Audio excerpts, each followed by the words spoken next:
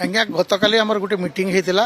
से आमको आश्वस्त कराला जो चार्टा आम डिमांड रही से मुख्य जो कस्टडी मेन्टेनेंस डिमांडा अच्छी से आम जो डिमांड थी 3 मासर आम आपंकर लेटर बाहर कर दौन आउ बाकी 3टा डिमांड विदिन 15 दिन में आम आपंकर दाबी जो हो पूरण करदेबू आम सार को रिक्वेस्ट कलु सर जेहेतु यहाँ 1400 मिलर 14 मासर आम लड़ाई अच्छी 14 मासर आम फाइट कर आपड़ यहाँ लेटर देदेले आम आम मिलर मन को बुझाइवाई टी सहज हम आम से लेटर को अपेक्षा कर आज आमको कहुई 11 कि 12 बजे सुधा पाइबू एपर्यंत आम पाइनु आमती आमको से लेटर पाइबू आम कामटा आरंभ करदेबू मु हाथ जोड़ी ना मान्यवर मुख्यमंत्री आ जगन मंत्री को रिक्वेस्ट कर चाषीर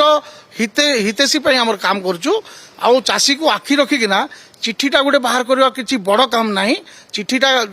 चाहिए मिनटे भी बाहरी पारे घंटे भी बाहरी पारे आम पुणी अपेक्षा करमती आम चिठी पाइबू आम शीघ्र सांगे सांगे विदाउट एनी डिले आम धान लिफ्टिंग आरंभ करदेबू।